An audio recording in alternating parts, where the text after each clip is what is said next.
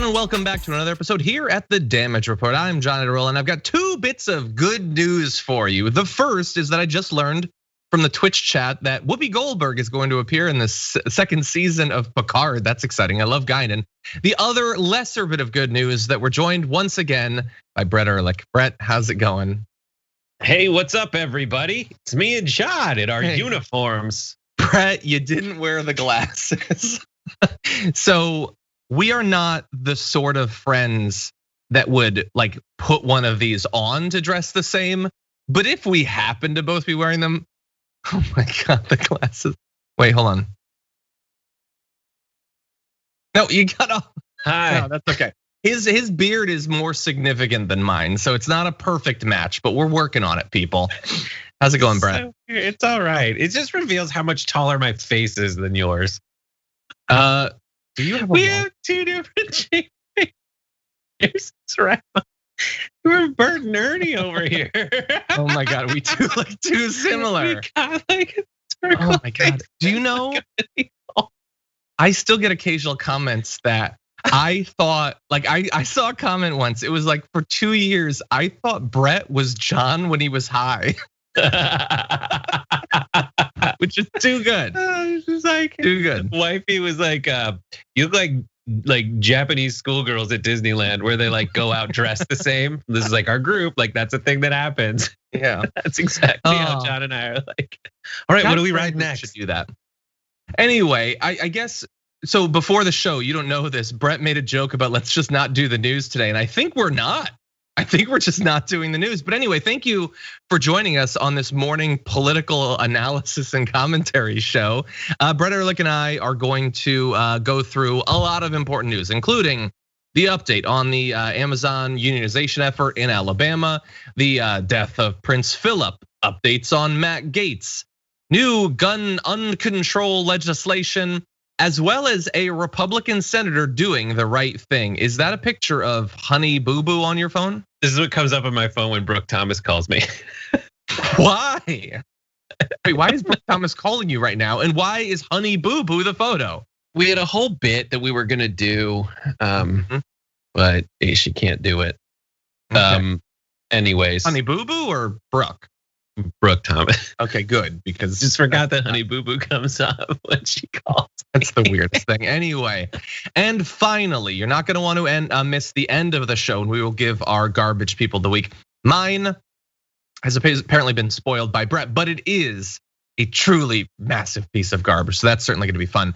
As we do that, please hit the like button and share the stream so that more people know that the stream is live. And as we go through this, you can send us questions, tweets, comments, super chats, all of that. And we will respond to your concerns and your questions. With that said, Brett, ready to do this thing? Yes. Apparently Yeetwood Mac is wearing the exact same clothing too. So it has become the unofficial uniform. Although in terms of Damage Report uniforms, we do have an update coming soon of an awesome shirt. So stay tuned for that. But that said, let's jump into this thing. We've been waiting all week to find out what is going to happen with the attempt to form a union in Bessemer in Alabama. And regrettably, workers at the warehouse voted 1,798 to 738 against the effort, labor officials said. That represents a majority of votes cast, though some ballots have been challenged and have yet to be counted. The union said it would challenge the results. So yes, there's still some outstanding, and it was a very slow vote counting process. Trump was very frustrated by how slow it was. But it doesn't appear that what's outstanding or that is about to be challenged is likely to overturn the results. So I have thoughts, but Brett, what do you think about this? I know it's sort of breaking news right now. It's very difficult to really appraise. This is just an example of what like the news cycle does to people. Essentially, I had such high expectations for this working out correctly. Yeah, that they would, for me personally, when it comes to unionization, my approach is, just like anything, you have to look at what would benefit people, what would negatively affect their lives. I just feel like the situation that we all continue to learn about with Amazon and the conditions of their employees, combined with like the weird lie messaging of management at that company, the weird, wobbly, strange, unwieldy Amazon News with a blue check mark Twitter handle that's pretending that they didn't need a ton of pressure to get to $15 an hour from Bernie Sanders and Ro Khanna, and combine it with like this is when we think of industrial revolution, we think about workers' movements, we think about big factories where people are peeing in bottles and pooping in bags. And that is the kind of thing that you definitely need union pressure at giant companies like that to countervail, to give people that advocacy. And it's also strange. I understand when you look around at like Jeff Bezos and how he seems to be positioning the company. He says he's fine with a higher tax rate. But when it comes to unionization, it seems like that's the thing that he's really afraid of. I'm not in his mind, but this just seemed like it would be the ideal place for something like that. And it's weird that, and it's just last point is that it's weird that it's been so long since unions had like power and were considered to be an indispensable part of the workforce. That like it's weird that this isn't a no-brainer. Yeah, especially in this particular case with the news. It's perhaps an example of how we try not to be in a bubble in the same way that other people are, but we're still in a bubble. We have expectations, and we're so used to the American people largely agreeing with our positions on things that you sort of expect that that's how it's going to play out in specific cases where there could be more variance, especially with the amount of pressure that was being put on employees by Amazon. But look, I don't want to repeat everything that I said in the pre-show. If you're interested in my like extended thoughts about the labor movement, I talked at some length in the pre-show today. That video is available on YouTube right now. But I will say, like, there is Amazon and all of what it did to try to pressure its employees. The probably, I think, very reasonable fear that many employees might have had that if they unionize, the entire place could get shut down or something like that. We've seen instances of that in the recent history. But also, a lot of people grew up being told that unions are the worst and that they won't actually protect you. There's been decades of propaganda for a reason. It's to produce a workforce that doesn't want its own representation. So I don't know where the causality breaks down in terms of what is due to pressure, what is due to the employees, I don't know, having a better impression of their workplace than the sort of standout cases that we obviously focus on. That said, it is going to be challenged. I know some people are saying, I don't trust it because it was managed by Amazon. It was, and look, I'm sure journalists will be looking into it, but these sorts of things are, they're not done totally by Amazon behind closed doors. I would say if you want to have an issue with this, the lead up to it, the vote is probably where that should lie rather than the idea that they just invented 1,000 votes. Like, I don't want to be every movement can't acknowledge when it loses things. So let's not be that if we can avoid that. That said, this isn't the end, and the leaders of the union unionization attempt say that, look, even getting the vote when it comes to Amazon is a huge thing. This is hardly going to be the last time either there or at other Amazon plants in other parts of the country. So it would have been great to win on this first one, but it's not required, and that doesn't mean that the fight isn't worth having. We need to talk about a relatively new show called the Republic, or UNFTR. As a Young Turks fan, you already know that the government, the media, and corporations are constantly peddling lies that serve the interests of the rich and powerful. But now there's a podcast dedicated to unraveling those lies, debunking the conventional wisdom. In each episode of the Republic, or UNFTR, the host delves into a different historical episode or topic that's generally misunderstood or purposely obfuscated by the so-called powers that be, featuring in-depth research, razor-sharp commentary, and just the right amount of vulgarity. The UNFTR podcast takes a sledgehammer to what you thought you knew about some of the nation's most sacred historical cows.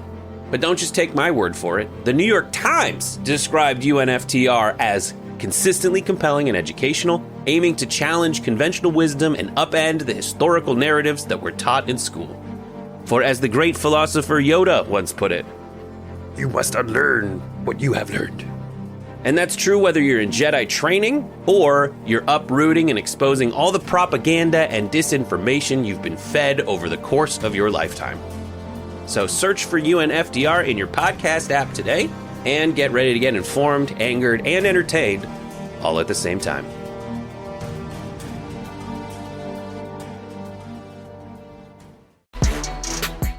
Couple of very high-profile deaths earlier today, including singer DMX passing this morning and Prince Philip. That one was earlier today. The Duke of Edinburgh, husband of Queen Elizabeth II, father of Prince Charles, and patriarch of a turbulent royal family that he sought to ensure would not be Britain's last. That's how he's being described by the news, and I'm reading that because I follow the royal family to such a small extent that I couldn't have even given his proper titles. That said, he passed away at 99, apparently peacefully.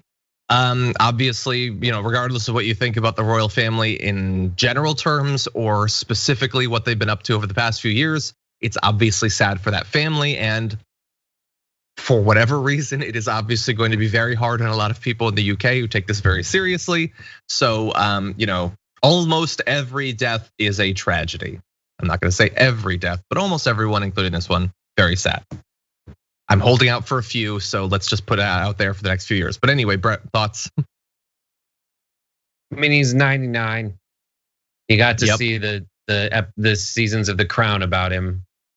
So I don't know what more he could want out of life. I feel like he had a good full life. Like, let's probably compare that. A pretty easy one, I would say, probably considering the wealth. So well, we John, should all be so lucky.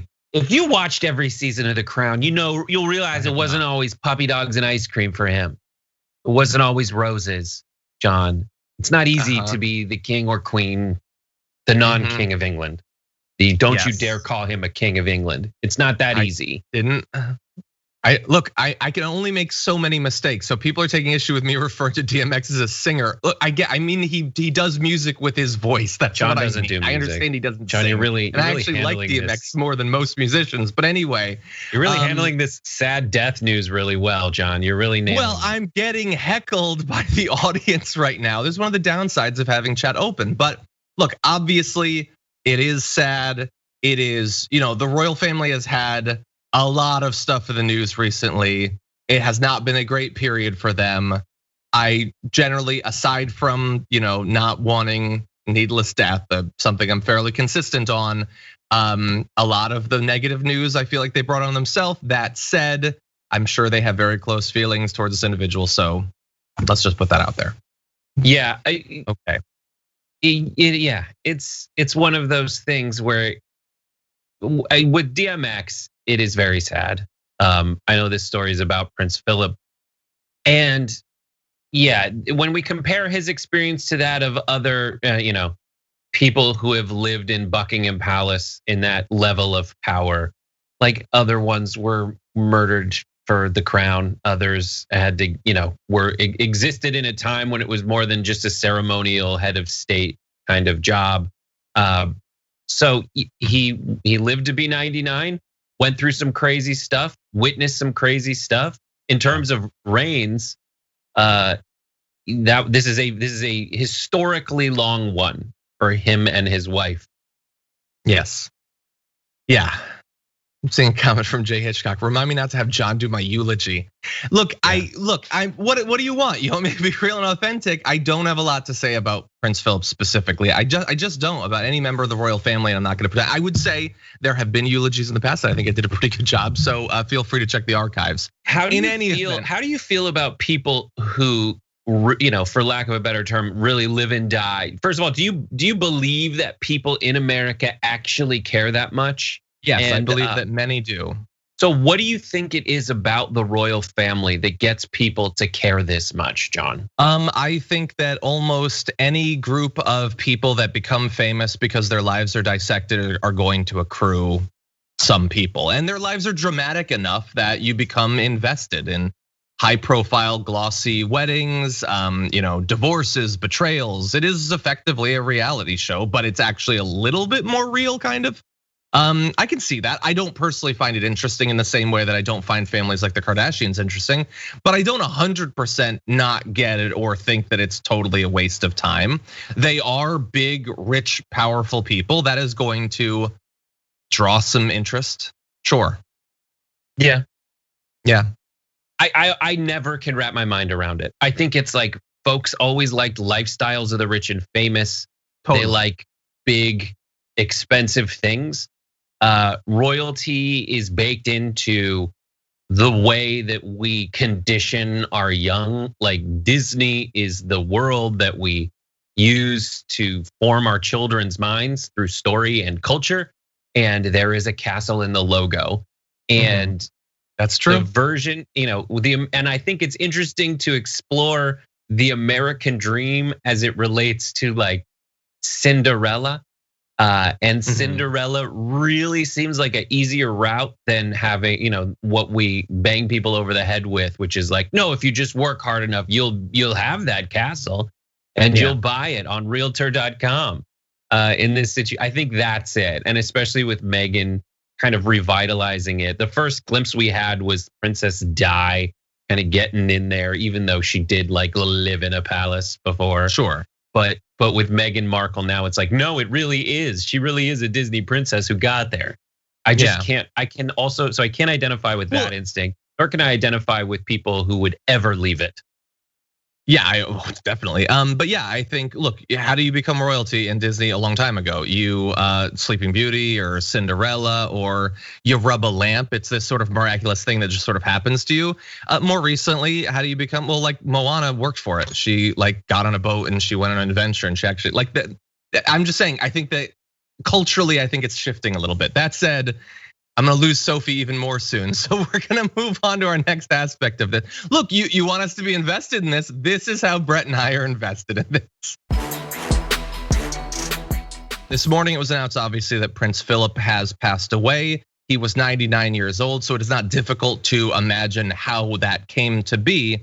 But that's also not as dramatic as some people might want it to be. And they might come up with some more exciting idea of why it is that he passed or how he passed. So let's go now to Fox and Friends, who is gonna try to milk this death for all it's worth. They also, married 73 years, was pretty amazing. And also, if you factor in this, there are reports that he was enraged after the interview and the fallout from the interview with Oprah Winfrey. So here he is trying to recover, and then he gets hit with that. He also was reportedly very transparent about his distaste for Fergie when she was married to Prince Andrew for a while. She was a little bit different for the royal family's taste, I guess. So at 99 years old, he passed away. What the hell is wrong with you? What, Brett? What the F? Here he is trying to recover. No, he was 99. That was it. It's sad, but it wasn't like he was about to start golfing again, and then he saw Meghan Markle on an interview. I don't think he was processing the news. He was 99 years old. So it's not only really stupid, but man, you can't go a day without getting a few more hits into Meghan Markle. It's not enough that Meghan Markle like killed the illusion of royalty, or that she ended Piers Morgan's career, even though he totally did that himself. She also killed Prince Philip. That's fun. That's fun, Brett. It's just like, when I have nothing to say about something, I'll say, I have nothing to say about this. When Kilmeade has nothing to say, he's like, what lazy thing can I connect this to that we've been talking about recently? Do we honestly believe in truth? Do we honestly believe that like anyone gives a crap? Like that he gives a crap about Prince Philip? No, he is just really trying to make this case. Yeah. Did it add stress to him? Who knows? Like how there was he before this all went down? And nobody, I don't know, and Kilmeade certainly doesn't either. Yeah, and look, I would say I want everyone to feel free to rewind and watch that bit of Kilmeade again. When you criticized earlier, when we were trying to figure out what to say about this story, because it can be worse than theories about Disney princesses, can't it? Can't it? The Meghan Markle stuff is worse than the Moana stuff. But anyway, the way we're talking about it makes it seem as if Kilmeade was vamping, I guess, which becomes a little bit harder to believe when he doubles down on it later on. Watch. Yeah, I mean, just think about this. This one thing that Piers Morgan was saying on his morning show, which he famously walked off of, is like, really? He's in the your grandfather's in the hospital. You know he's not doing well. Mm-hmm. Is this really the time you have to put out this this interview? And evidently, it definitely added to his stress. He was in the hospital at the time, so he died at Windsor Castle, so they allowed him to go home. Yeah. It added to his stress. Stress was like number 1,000 on his list of problems at 99 years old. Like that's not the thing. And the idea that she was wrong to do this interview so long as Philip was alive, because Philip was old and might die, and thus you can't do the interview. What a cheap get out of her being a person card he's trying to play there. Listen, I find it so like as difficult as they made it seem that it was for our dear friend Meghan and Harry. Mm-hmm. You're still a prince and a princess. Like I find it really difficult to feel bad for you. And I know all the stuff, the horrible stuff that they said and did to her. I'm just saying on the balance of me giving a rip, like. Yeah, there's a lot on both sides of that scale. There's a lot on both sides of that scale. And so it tilts me being like, that does sound harder than it would be. But in terms of adding to the stress of frickin' Prince Philip, guy was essentially the king of England. Like, that's what stress feels like. Oh, I shall die now. Like, is that what it is? Like for the first time? If it killed Piers Morgan, yes. If Piers Morgan died from the stress of it, I'd be like, oh yeah. I mean, a lot of that was him bringing it to the table, but like when he famously walked off the set, I could do that. I could do that right now. I could walk off. Why is it famous? Because you guys are pretending that he had to rather than chose to because of some job he'd already lined up. I don't know. Anyway, look, yeah, it's so lazy. It's so lazy to modify something I saw on YouTube. Prince Philip, it wasn't stress. He had 99 problems and they were each a year. That's the problem. Then when you combine all of those years, I'm not gonna make it to 50, man. 99 is a long time. Anyway, that's the whole thing. I like it must have killed Prince Philip in his final days to see these books about sneetches being so maligned. No, not everything gets to be whatever culture war thing you want it to be. And he loved Aunt Jemima's syrup, and then they took it from him. No, it's not all the way you want. It's so crazy. And then to look at this all coming from Fox News, like the weird positions they've contorted themselves into to make all this stuff. Like Fox News, America, right? The pro-America, freedom, guns, no law, rule of law, but like freedom of the individual is freedom of speech, all that stuff. Now back on the side of the monarchy. Yeah. Like you realize that's insane. Oh, Fox News, now Republicans are the party of the people. And now we're gonna take the side of not an American. We're gonna take a side of the King of England, basically. Like you gotta look at the weird twister position you're in because you're gonna fall on the next round. Yeah, I mean, look, as many people have pointed out, all of these right-wing commentators would be royalists if we were back, and back in those days. Like every one of them. Come on, stop pretending. More bad news for Matt Gaetz coming out of the Daily Beast last night. They looked into his Venmo transactions, which, and I can't stress this enough, he had public as a congressman. I'm realizing right now I should probably make mine private, but I'll do that as soon as the show is done. Anyway, for right now, what you need to know is that in 2 late night Venmo transactions in May of 2018, Representative Matt Gaetz sent his friend, the accused sex trafficker Joel Greenberg, $900. The next morning, over the course of 8 minutes, Greenberg used the same app to send 3 young women varying sums of money. In total, the transactions amounted to $900. Now that by itself has like 6 different sketchy, suspicious things, but it gets worse. The memo field for the first of Gaetz's transactions to Greenberg was titled Test. In the second, the Florida GOP congressman wrote, "Hit up blank." But instead of a blank, Gates wrote a nickname for one of the recipients. When Greenberg then made his Venmo payments to these 3 young women, he described the money as being for tuition, school, and school. And all of that is like what I would do in the first pass on a screenplay about congressional corruption. I would make it better because that's too on the nose. But yeah, Brett, this isn't helping Matt Gaetz's case. Those are pretty clear. They're pretty clear about every bit of what was going on right there. The ingredients in this are so great because it takes a certain level of hubris and inexperience with being held responsible for any kind of hypocrisy or like bad behavior in your entire life. Like Matt Gaetz's dad was a high-ranking political figure in that same area. This is the reason that Matt Gaetz is in Congress, despite, and this is his daddy helped him with everything along the way. So he is, as much as he pretends to be party of the people, this guy has the coke dripping out of his nose, like the coke smoke puffing out of his face is worth more in dollars than all the people he pretends to give a crap about.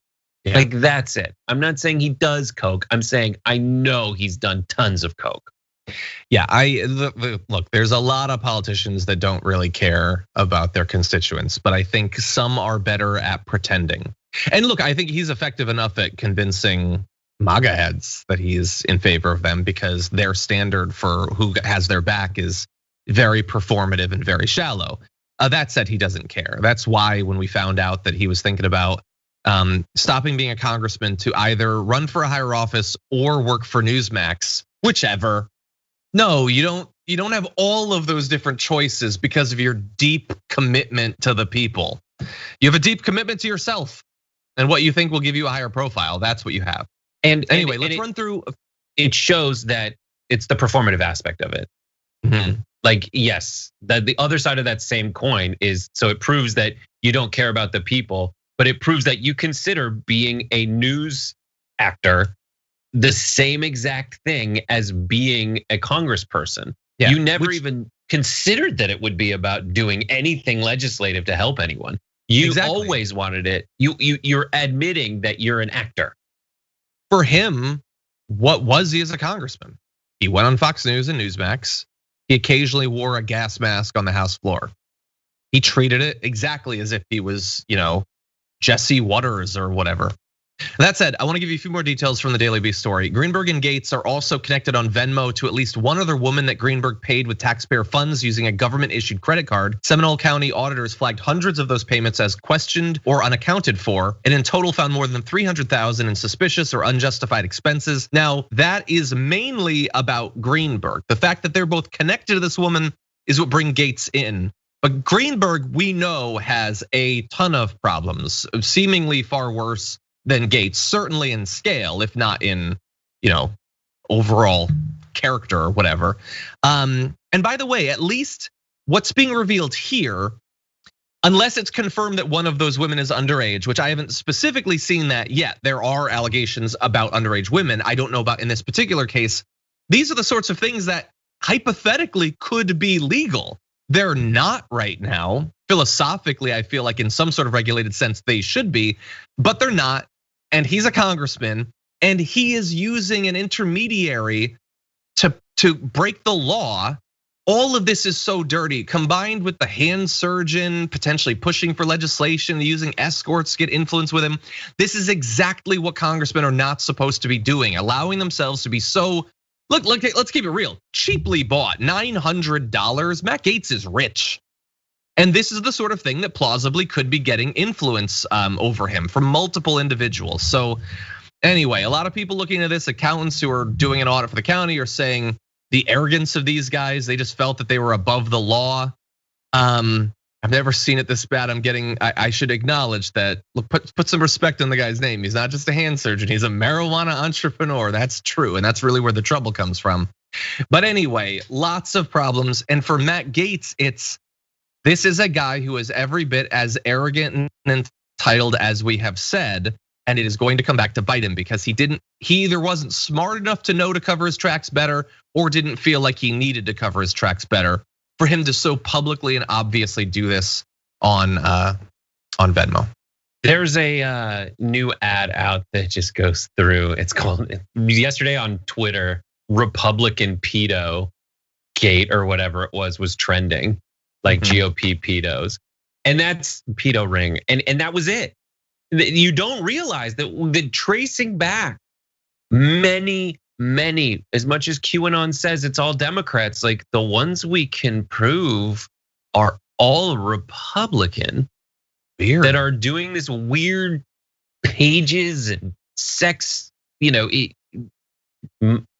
molesting, but also like sexually harassing minors, doing terrible things to kids, and there's a paper trail. And they're so stupid about it. That's the thing. Is like, do you think like you're giving too much credit to politicians if you think they can hide it in some kind of code? This guy's like, hit up girl. And then the money goes public on Venmo, and that same amount of money goes to the girls that they're talking about. And to say that it's for tuition specifically is just such a cliche. Like it might even be true in this case, but it's also a TV cliche for this. Because I taught her a thing or two, like gross. And just think about that. Like Stay Puft Matt Gaetz is just like, I'm gonna go hit up girls and buy them. Yeah, and then that was what he was using his time for. So bad. Look, and the only other thing I want to add is that some of the journalists behind that story for the Daily Beast have said there's more coming. They put that out immediately after that story. This is not the last thing. They are continuing to work on this. So look, it's not looking good. Matt Gaetz had another aide step down as legislative director is out. He said he worked for Matt Gaetz to write legislation, not to work for TMZ. And I get the second part, but like you don't go to work for Matt Gaetz to write legislation. That's not at all true. And also, you have the billboard in his district of saying he wants to date your daughter or something. That's not going to help him. It's just a lot of bad stuff for Matt Gaetz. It's not looking great for him. Adam Kinzinger is asking for him to resign. That doesn't necessarily count for much in the modern day GOP, but you do have an actual Republican congressman saying he should resign. So it's just all a lot in one day. And people in the TYT network are offering some pretty interesting opinions. First, Farron Cousins from Ring of Fire is from that district, and he's like, this place is ruby red. So in terms of people running interference and defending Matt Gaetz, they don't need Matt Gaetz to have that position to keep it a Republican position. True. So he says that's why folks aren't like throwing themselves in front of the bus, besides like Jim Jordan. And we can all say like, when it comes to, trying to cover up and dig your claws into the dais and the halls of Congress as people are trying to pull you out because of you being complicit in some kind of really pervy, horrible sex crime stuff. Yeah. Those are the only ones defending him. But then we had Ryan Grimm on there who said like, unless he's convicted, there's nothing that's gonna have him leave. And then also he's kind of more of a hero in this area of the panhandle because he's doing all that stuff that Trump, Matt Gaetz is nowhere near as skilled at being in front of a camera as Donald Trump is, and does nowhere near as charismatic in all those horrible, terrible, no good, very bad ways. But folks are like, yeah, go get him, exactly. Get some. Yeah, Trump has normalized a lot, and this sort of behavior is exactly one of the things that's been normalized.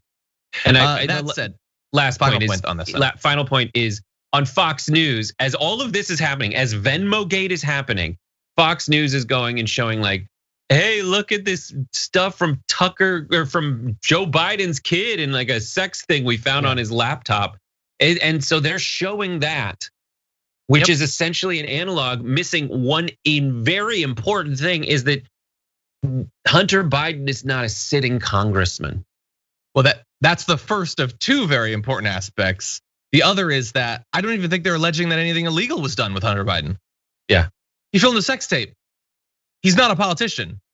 And that was the night of this big story. Tucker Carlson is such a tiny little weenie. That's all he is. We have had multiple high-profile mass shootings in America, and we've been waiting to find out what is going to be done about it. well, something was done, just not something designed to stop them from happening. Take a look at what Tennessee's been up to, with Governor Bill Lee tweeting, "I signed constitutional carry today because it shouldn't be hard for law-abiding Tennesseans to exercise their Second Amendment rights." Yeah, I'm sure it's really difficult in Tennessee, by the way. Super difficult to get and carry a gun. Anyway, here's the issue. We're gonna give you the details on what that bill does. But as we get into the details, I want you to bear in mind that what the right has lately been saying after mass shootings. Originally, it was always just thoughts and prayers, but that's become sort of a joke and they sort of get that. So now it's not about the guns, it's about the mental illness. Saying effectively, we just need to make sure that the wrong sort of people don't get guns. So then that's a weird thing to say as a party, and then make it so that under the new law, adults 21 and older and military members between 18 and 20 will be allowed to open and concealed carry handguns without a permit and without first clearing a background check. So we're specifically gonna make it so that we're not looking into you at all. We don't know why you might be getting the gun. We're not gonna slow you down in getting that gun. We don't know anything about your predisposition or past history of violence. Just have some guns. Oh, and training. Remember what the NRA was originally about for like 100 years, supposedly, was responsible gun ownership? The training's out too. So we're not looking into your background. You're not gonna have to actually demonstrate that you know what you're doing. So worst case scenario, you give a gun to someone who's gonna go and immediately commit a mass shooting with it. Best case scenario, I guess, is more people accidentally shooting their off in Home Depot because they're not gonna know how to actually use their gun. All of this is fundamentally irresponsible and cuts against all of what the Republican Party nationally has been saying about mass shootings recently, but they're pitching it as some sort of big win. Look at how great it is to be in Tennessee right now. I love this statement from Bill Lee that he tweeted, because it shouldn't be hard for law-abiding Tennesseans to exercise their Second Amendment rights. That said, we're not gonna check to see if they're law-abiding Tennesseans. And that's what we're gonna do. And isn't that more fun? I love this idea that we're still Deadwood. Like that's it. That is the mentality that they're trying to feed into, but only as a marketing ploy to sell more guns. That's all it's about. Aishwarya Nagchowdhury is our associate producer on Main Show, and she used to live in Tennessee for a little bit. And she said it is crazy how easy it is to own a gun. So let's say you don't pass your background check or whatever, but and you want my gun. She's like, you basically just have to write a note saying, Sally's got my gun now. And now it's their gun. Like that's it. Yeah.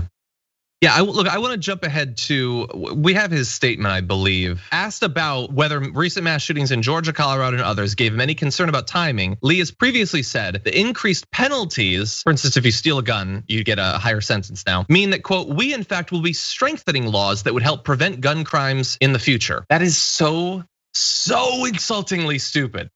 So first of all, you can just go and buy one much more easily now and go commit a mass shooting. So you can do that. It literally doesn't do anything to stop that. And let's say the one area they want to talk about is if you steal a gun.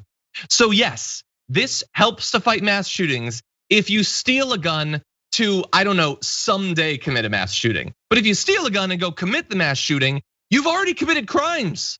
We don't need extra penalties for the theft. That's sort of not the worst thing you've been up to recently after you shot a bunch of people. So in every possible conceivable instance, this has nothing to do with mass shootings, except that the other components of the bill that aren't about the increased sentencing will make it easier to commit them if you're predisposed to do so. I don't even know what to do with any of these laws, these stories anymore. Because and part of it comes down to the Second Amendment being crazy. Like it is crazy in every sense of the word. Like we have every part of the Second Amendment. I'm not saying it's good, crazy, or I like plenty of good, crazy things. I'm not saying from a values assessment whether it is a good or a bad thing to put that in your constitution. I'm just saying like the way it's worded, the way it's been interpreted, being completely far from that. The sanest interpretation of the words they're saying defends owning weapons of war. Like think about that. A well-regulated militia being essential to the maintenance of the country or whatever it is, comma, the right to keep and bear arms must not be infringed. Like what? That sounds like when someone's lying to you, they start with like all these subordinate clauses before they get to, and usually it makes sense. It's like, well, technically, if you need it in the future, if you're thinking about being in a militia, well, not even if you're thinking about it, because that's too much. But like, people need militias are neat, right?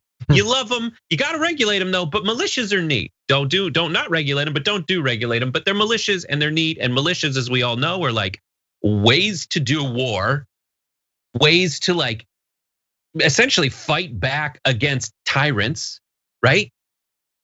So, comma, and because of that, no. In this way, relating to that, no. It's just like, so just everyone should have arms. Yeah. And they're right that that's in the Constitution. That's a tough one to overcome. But we've added and taken away amendments to our Constitution in the past. The only thing that I would add to that is I get what you're saying. They sort of add that in, and it sounds like, well, we're trying to justify the later part.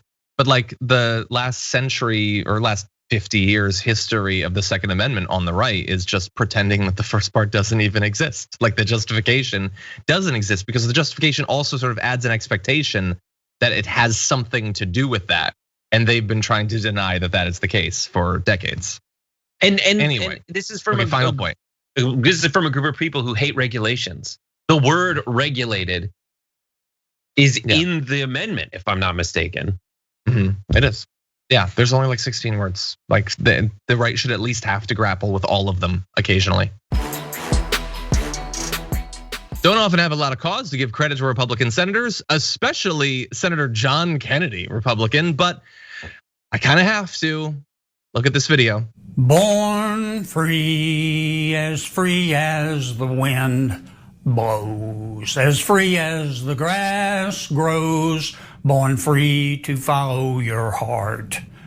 Live free and beauty surrounds you. The world still astounds you each time you look at a star. I'm Senator John Kennedy. I can't sing very well, but I'm free. Be free, be cool, get the vaccine. I did, it works. That was terrible, and I'm I love doing that to the audience. But that said, he tweeted, live free, be cool, get the coronavirus vaccine. I did, it works. Now, is John Kennedy a thought leader on the right? I probably not, but if he was, I probably not the person to say. That said, we need Republicans to say that you should get the vaccine because we know white male Republicans like John Kennedy are literally the least likely out of any group to do so. So Brett, does he deserve the credit I'm giving him? What do you think? Yeah, he told people to get the vaccine. Weird. Yes, I love it. It's fine. It's viral marketing. John Kennedy is the weirdest person in Congress, and the reason he's so weird, he's like, I'm just going to stumble bum around here and be weird and pretend, take advantage of stereotypes that think that I'm a bumpkin. But I went to Oxford freaking University. I did. He went to Oxford, man. He's a scholar, and yeah, I intentionally take the dentures out before I talk so I can seem homespun. But no, he's been doing a Columbo act for 70 years. The old like, I don't know what I'm doing, and then at the end he's like, so, and he does those. It slips every so often. But this is fine. I'm glad that he's encouraging people to go get the vaccine. I'm 100% behind it. But it also at the end, it's like when he says, "Go get it." I just sang. My eyes are dead, so it doesn't even look like I'm in on the joke. Be cool.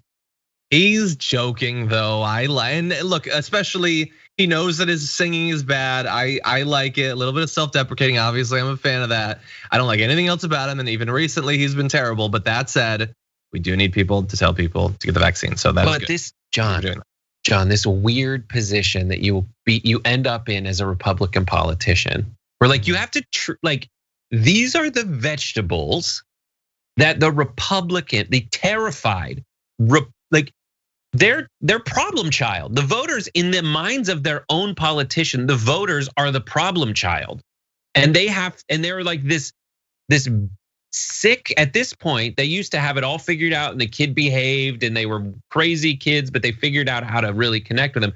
But now the kids are so unhinged, and the babysitters are so terrified of them that the Republican politicians, That song is the equivalent of a babysitter putting food on a fork and going, here we go, as the airplane coming in the hangar.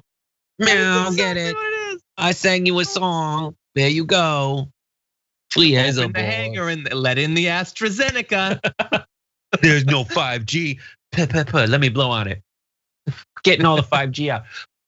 Microchip's gone. He's free as a whiz.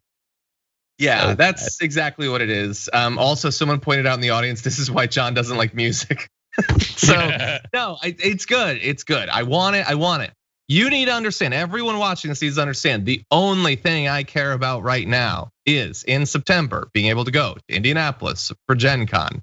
So whatever makes that more likely is a good thing. So if Kennedy wants to sing, or if Hugh Jackman wants to tweet Wolverine's healing ability can't save me from COVID, but the vaccine can, get it. I don't think that's actually canonical. I'm fairly certain that his healing factor would be able to conquer coronavirus. But anyway, I like it. I sorted that out, John. I'm so glad that you sorted that out. Let's get into an argument about it. But look, celebrities can do a lot of really unbearable things, but sometimes they are just trying to help, honestly. And like, I want everybody's like sick of seeing like their friends with like the card and no, do it.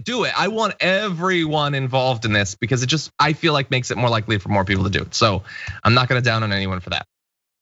Except if Ted Cruz had filmed that, this would be a different segment. We'll see if that ever happens. Senator Tom Cotton, who, boy, he's had some kind of year. He says that America has a problem. He has diagnosed what it is. The problem is we have a major under-incarceration problem in America, and it's getting worse. So in layman's terms, America of all places doesn't lock up enough people, which is weird when you think about it through the lens of the sane. Take a look at these numbers, comparing us to other comparable countries in terms of total numbers of inmates per 100,000 people. There's basically nobody else that's close. It is just insane. And by the way, if you look at world incarceration rates, if every US state were a country, it's really high there too. Like many states, way higher than entire countries. Now, look, you can believe one of two things. You can believe that Americans are just uniquely criminal despite all of our resources and all of that, or we do things differently in terms of criminalizing people and hunting them down and putting them behind bars and keeping them there for as long as possible. I personally think that one is a little bit more likely, but Brett, what do you think? I think, yeah, I'm not, obviously the state breakdown is gonna be, if it's per capita, the state breakdown is gonna be comparable. Arkansas is impressively ahead of the norm. If you're wondering which state is the policiest, but that's your boy Tom Cotton's hometown. We don't do enough. So Brett, question: the people in Arkansas, maybe Arkansas represent. If you're in the YouTube or Twitch chat and you're in Arkansas right now, let us know.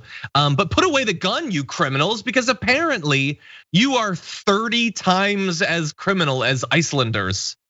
Now I understand Icelanders don't have a lot of time to commit crimes. They're always like soaking in natural hot springs and all that. But I don't think that that's true. I don't think that they're 9 times more criminal than the French.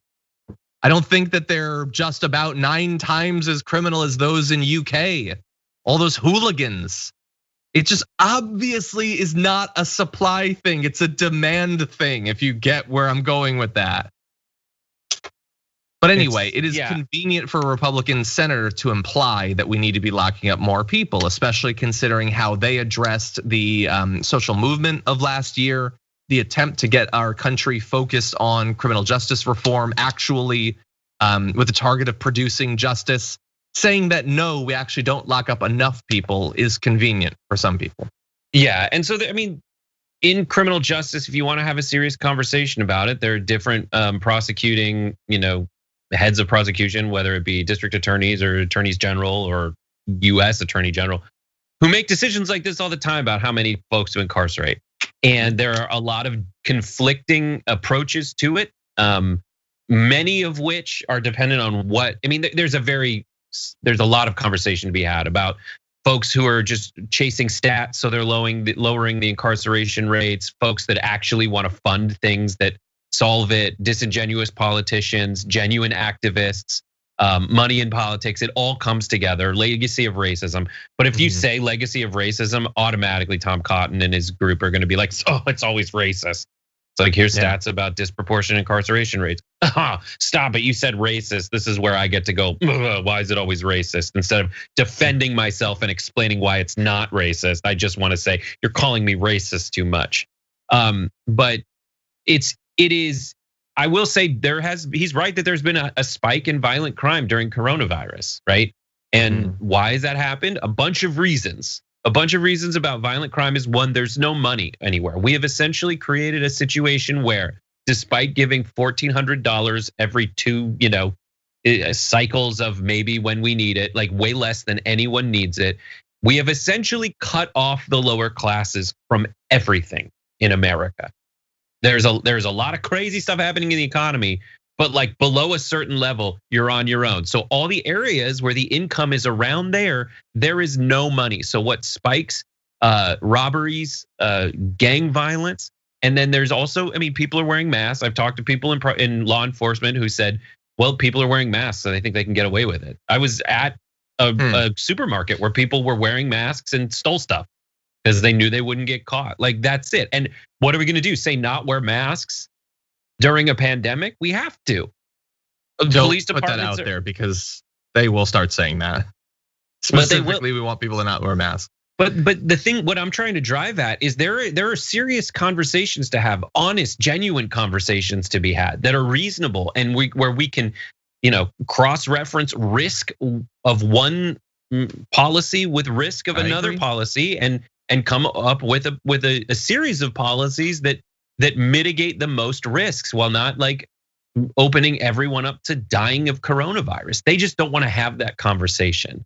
And that's what's so frustrating about stuff like this. And since it's Twitter and Tom Cotton just got done taxidermying a bunch of animals, which is what it seems like he probably does in his spare time, because he is Anthony Perkins in the movie Psycho. Like, this dude, it goes a little mad sometimes and writes tweets like, it's only getting worse. There's not enough people in jail. That's not the solution for the problem you're talking about. Yeah, and it's also potentially the cause of another problem because it's bad in general to throw more people in prison. We have seen over the past year that at this particular time, lots of people being in prison is a particularly bad idea. It's the end of the week, and so it's time to take out the trash.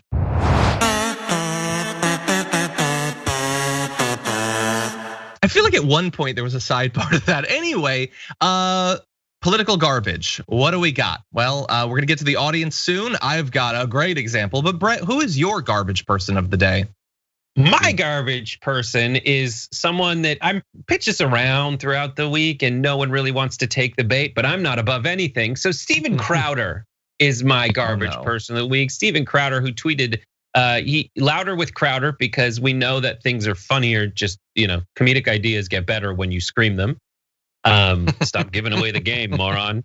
Anyways, here's the tweet that he put out that I think a lot of people have been talking about. Today, I am going to test the theory and have my producer, doxed here, kneel on my neck for 9 minutes live on concrete. No tricks, no cuts. We need to walk a mile in another's shoes at 10 a.m. Eastern time. I hate it already. So let me just explore the majesty of Crowder.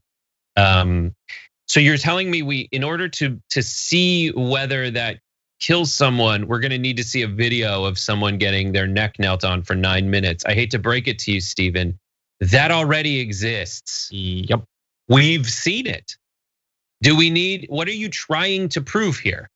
Because the only thing he's trying to prove is that he can do a stunt to get people to watch it. And when he did it, like, look at how it was done. We have photos of the thing. We're not playing a video of it, but here's a photo of it. That's not your neck. It's already like the guy, it's on his back. And there is no guarantee, like, we already have proof that this kind of thing can kill someone. And you very obviously not letting your producer kill you factors into the situation. It's the equation at some point. So it's just Steven Crowder, very obviously a garbage person. And folks are already like trying to take the Weasley way out. It's like, well, why are people calling him racist for this? It's like, well, I feel like we're missing, that's part of it, definitely. And see the rest of his entire body of work for that. Yeah. But here, do we really even need to go into the racist thing to find out like how ridiculously terrible this guy is? My answer is no. Yeah, I would say, look, if your point is what's racist about this, I would say, look, good point. This is top 5 most racist videos he's put out in the past week, and not necessarily number 1. He has done worse, but it's among the stupider things. Like, what does he think's gonna happen, or what are the people who are like taking it seriously and implying that this is a serious endeavor think is gonna happen? Like, the 9 minutes is gonna pass, and so George Floyd will come back to life because it turns out that doesn't kill you. It doesn't mean anything. It doesn't accomplish anything, even if you were to do it in a serious fashion, which he did not.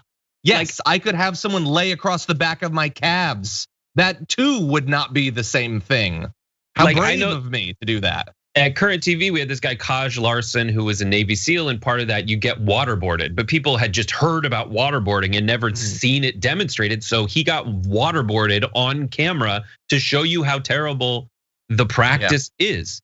That is a demonstration of something I don't already have the ocular proof of, buddy. Exactly. Yeah, it would be like somebody getting shot and dying on video, and you say, well, I'll get shot somewhere, and if I don't die, it doesn't kill. No, none of that makes any sense. None of it makes any sense. I'm sure he thought it was either deep or funny. He tries to do both, never hits with either of them, but the audience has very low standards. So I'm sure he made a ton of money from producing that absolute garbage. But very good garbage person, Brett. An admirable one.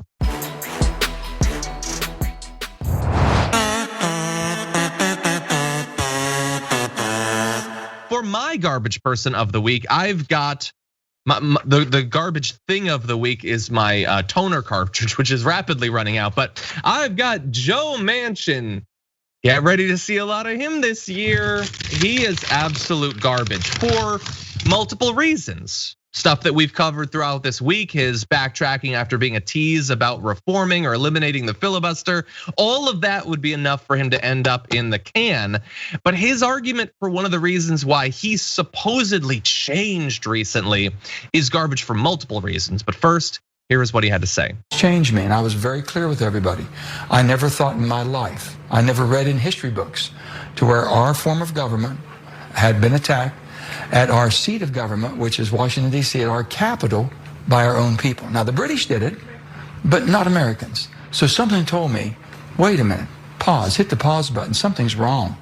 You can't have this many people split to where they want to go to war with each other. Okay, so there's 2 different ways that we can go about this, Brett.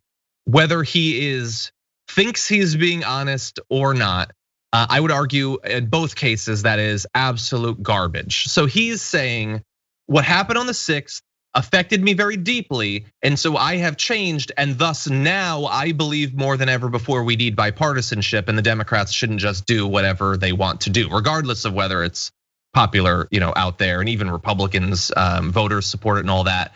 I believe that's garbage because this isn't a change.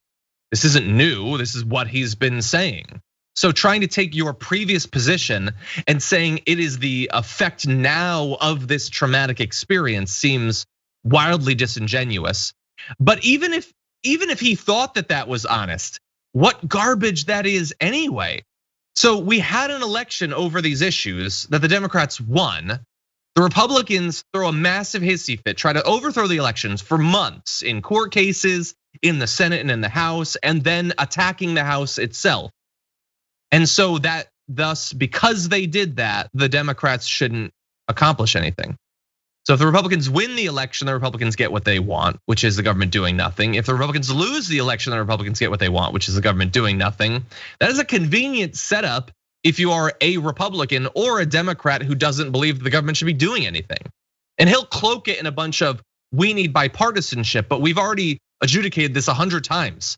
That is not at all what any Republican senator actually wants. They're not looking for a bill that is like including them as part of the process.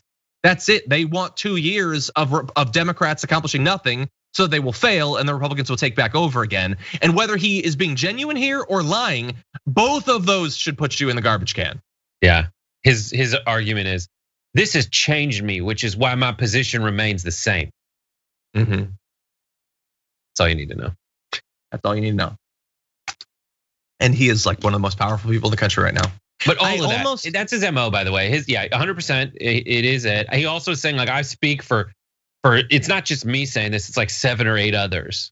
And I'm not gonna say who they are, even though That's conveniently the same number of people as voted with you against the minimum wage amendment. So I feel like I know who those hateful eight are. But that's frustrating. And then this is everything. He's like, I'm really for the people. I really care. So and okay, great. It's like the Second Amendment. It's like you got a preamble, but your conclusion is not really related to it. You got here's all the things that I care about. Being, strong income being important to everybody. We shouldn't do a corporate tax increase. Exactly. Just my people being most important thing in West Virginia. I care about them so much. I'll let them die of pollution. I love them. I care about them so much. I'm not going to give them more money in their as minimum wage. Exactly. Those you should have something that connects, but it doesn't. Exactly. Ever. I agree. Well, Brett, we now go to our community garbage person of the week, and then we got to close things out because we have just seconds left in this. But you had a good one. I believe mine was fairly indisputable. A lot of people made the case that Matt Gaetz should probably have been the garbage person, but sometimes the news is just so big we kind of have to do it at the top of the show. So that's sort of how that works. Behind the scenes information for you. But anyway, the community garbage person of the week coming in at number 5 with 3% of the vote, the NRCC for threatening supporters who don't donate. That was a great story. And number 4 with 9% of the vote, Jeff Bezos for Amazon's union busting efforts. Really just number 4. Coming in at number 3 with 10% of the vote, Tucker Carlson for his January 6th revisionism. That was brutal. Number 2, Joe Manchin at 23% of the vote for declaring he will never change the filibuster, which leaves with a majority of the vote, 54%. And our number 1 community garbage person of the week, Matt Gaetz for being a certified creep and probable criminal. I think that is fairly indisputable considering the week we've had. So thank you to everybody who voted, 25,000 of you. Thank you very much for that. And Brett, thank you for joining us today on the program. Very glad to have you on as always. Thank you. It was me the whole time. Like it was me, John, the whole time. I know you're like Superman, John Idarola, Superman, John Idarola. Hi, Brett. Because Brett's muscles are so much bigger than John. Thank you, everybody. Okay, I like where that ended, but I didn't like most of it. Okay, thank you, Brett. You're the best. Hey, John, one thing I did want to share with everybody. We have seconds to go. Look at that. You got shot? No, I just got a new Band-Aid. I just put it, I'm showing off my new Band-Aid. It's got Mickey Mouse on it. This joke landed. Boom, joke landed. Move on. Kind of feed and ban him on Skype. Anyway, it's just a really tough time for people who get cool Band-Aids and want to show them off. That everyone else on Instagram is going to think that you're like got vaccinated. Oh, cuts off at the 15-minute mark, Brett. We've been over this. We're over. I don't even think anybody's seeing this. Okay, anyway, thank you everybody for joining us for the show. I'm going to be joining Cenk Uygur and Helen Hong for the first half of the Young Turks later on. And until then, stay safe out there, stay sane out there, and we'll see you soon.